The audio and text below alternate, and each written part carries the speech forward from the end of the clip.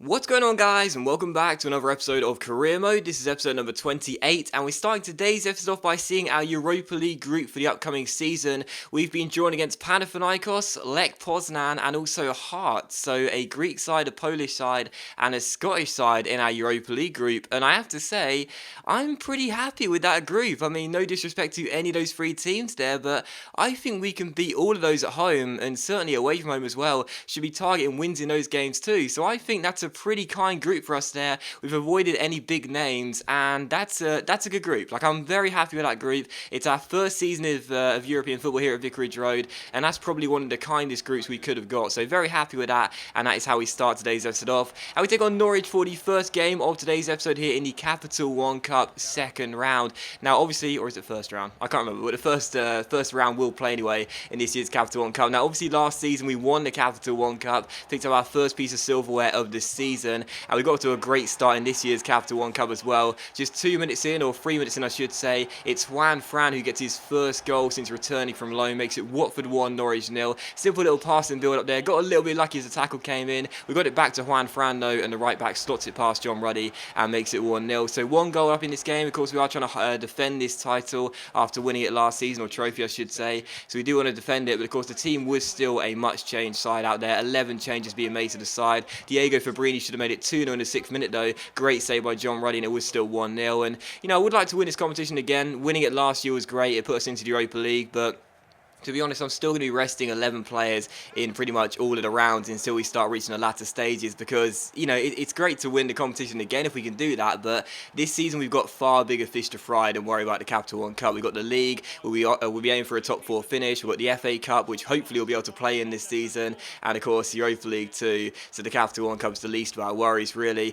Still, as you can see, Norwich did equalise there on the stroke of half-time to make sure it was Watford 1, Norwich 1 going into the break. They had far more possession, as per usual in FIFA, this year against the AI, but we were still level as things stood. In the second half, they had the first chance of the second half. That shot going just wide the post in the 66th minute here. Another good chance for us to retake the lead as Gomez finds Juan Fran, the goal scorer. Juan Fran turns and gives it inside towards Barami, who heads it back towards Angela as we pass out from the back and try and retain possession. Laying back to Angela, the centre back. He plays it out wide towards the goal scorer Juan Fran. Just simple passing, really. Something I've been struggling to do in this year's FIFA is try and keep holding the ball and get some good passing moves, but this one was pretty nice. And as Berghaus gets on the ball, he finds Fabrini. Lovely through ball into Charlie Austin, getting his first start of the season, and he also gets his first goal at his new club as well. So Charlie Austin, the former QPR man, makes it Watford 2, Norwich 1. Really nice team goal, that one. Lovely passing move, and Austin puts the finishing touch onto it. So really nice finish there by Charlie Austin. Troy Deeney will remain as our first choice striker for the indefinite future, as of course he was the joint top scorer in the Premier League last year. But to have a player like Austin in your Arsenal on the bench, that's fantastic. And in stoppage time, we should have made it 3-1, but I completely messed it up with Matej Vidra. I'm not really entirely sure what I was trying to do. I got to play the ball through with him. I was going through one-on-one, and I thought for some reason he was going to continue coming out, even though he retreated back to his line. I don't know why I thought he'd come out again. Obviously he didn't, and it was a simple save for John Ruddy. But it didn't matter. We didn't score a third goal. We didn't need to. We won the game by 2-1. First Juan Fran and then Charlie Austin scoring. Final score, Watford 2, Norwich 1, and we're pretty pleased to notch up another win to start the season off in a fantastic start to the season, and we are through to the next round of the Capital One Cup. So again, it's the least of our worries, the Capital One Cup. We did win it last season, but it's still not something we're going to be too fussed about, but it's still nice to get ourselves through, and there you go. Still following out, we saw Belkalem came back to us and said he is going to turn down his contract extension here at Vicarage Road, and of course his contract is up at the end of the year. He's 27 years old, so he's allowed to leave for a free on January, and I don't want to give in to his wage demands, which are 60 grand a week. So I was thinking to myself, how can I sort this problem out? I'm not going to match what he's asking for. I can't sell him because he's on the transfer list, but no bids are coming in. Most clubs seem to be waiting until January, so how can I get rid of him and while still trying to get some positive news from it, really, if we are going to lose Belkalem? I don't want it to be for free, so how can I lose him and get something good in return? Well, I could possibly swap him out of the club, and that's what we're doing here, trying to swap Belkalem out for Stephen Corker of QPR. We put in a bit of £1 million plus the Algerian centre-back, and we shall wait and see what Queen's Park Rangers say. We also put a bid for Brendan Galloway, the Everton left-back, who can also play centre-back. He's 73 overall, have a scout report on him, £2.5 million. He looks like a very decent young player. We try and straight swap Prodl for the young defender, and we'll wait and see what Martinez says. And also Benjamin Mendy of Marseille. He's another young left back. His contract is up at the end of the year though, unlike Galloway, and we could possibly sign him for free, but I'm not too sure when he hits 23, if it's not before January, or before February I should say. We won't be able to do so, but we put in a bid for him and we shall wait and see what they say. And also Dominic Iorfa of Wolves here. We don't have too much money left over with Watford. There's still a little bit of money left over, so we still could possibly complete one or two more signings before the window slams shut. Dominic Iorfa would be a pretty decent signing from Wolves. He's 72 overall. He's a right back. He's only, I think it's 20 years old. He's also 21 years old. He's also 6'4". He's strong. He's quick. This guy's an athletic beast, and he will be absolutely fantastic to come in if we could get hold of him as an understudy for a player like Neom or Juan Fran. And I'm not really sure we are going to make any more signings before the window slams shut. Certainly no major ones anyway. It wouldn't be bad getting one of those players in. I mean, only Corker out of those 4 players I showed there will probably go straight into the first team.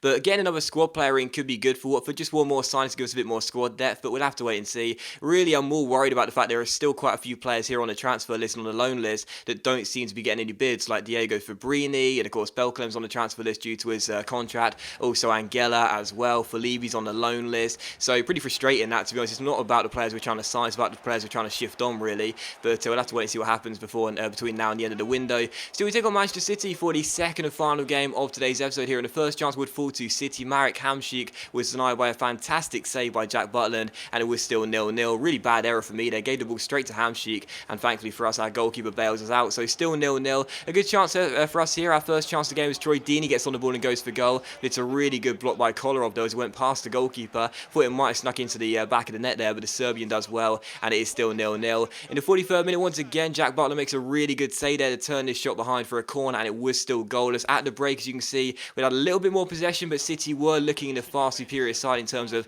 shots and creating chances, and they had another great one here as well in the second half as Marek Hamšík gets on the ball. In the 53rd minute, he plays a 1-2 with his teammate, gets inside the area, goes for goal as well, but puts the shot wide of the post and behind for a goal kick. So still Watford 0, Manchester City 0 in this game, but City really were showing some urgency in this game, and that's something I don't really say a lot about opponents on this year's career mode. You know, I've discussed it a few times already now, how the AI don't really put you under that much pressure, at least not for a while anyway in the game. They seem to be very slow and patient, but in this game, City really were going for an opening goal of the game, but it was still 0-0. But after some nice passing here, Redmond goes down left-hand side, cuts past his man and goes for goal. It's a great save by Joe Hart, and he turns behind for a throw. What a lovely passing move and goal that would have been, but it was still 0-0.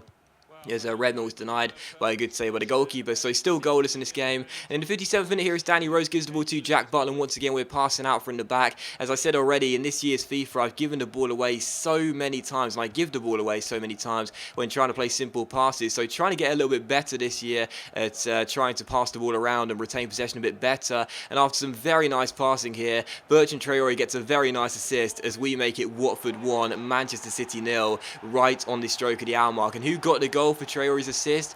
Well, you don't really need me to tell you, do you? Because you probably know who it is. It's Troy Deeney, who scores yet again. It is his 3rd goal to start the season off. What a lovely passing move that was. So many passes, so many players getting involved. Great drill crossing by Traore, and Deeney could not miss. And what a start he is off to this season. 3 goals in 4 games. I mean, even if he's not growing, this guy is just such a great finisher. He's always in the right areas, and he does make it Watford 1, City 0. Obi Olari had a good chance there to make it 2-0 and double our lead, but put this shot wide the post and behind for a goal kick. And the final chance of the game would fall to City in stoppage time as Thomas Muller gets on the ball, chips it into the centre. Navas wins it on the volley, puts it straight at Jack Butland though, and it was still 1-0. And it was how the game would finish as well. Final score, Watford 1, Manchester City 0. So another big win for us in this series. We take out Manchester City here at Vicarage Road. We took them out in the Capital One Cup semi-finals last year. We beat them now in the league for the first time here at Vicarage Road this season. What a fantastic start to the season as well. And obviously, I don't want to jinx anything, but we're targeting a top 4 finish come the end of the season, or at least being there or thereabouts like last year.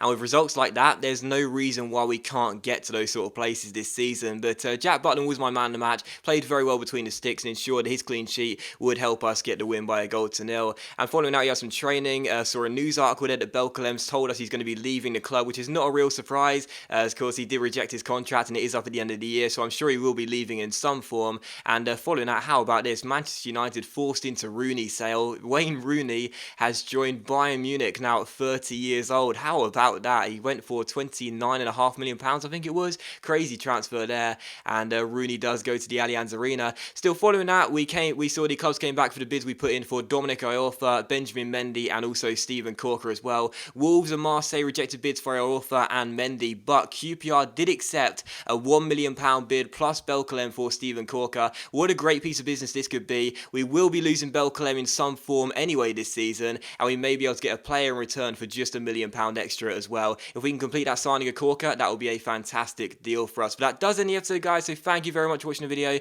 really hope you have enjoyed it. If you have enjoyed today's episode of Career Mode, then please do leave a like, so it's much appreciated. It really does help my channel out, and I'll see you for the next episode of Career Mode very soon.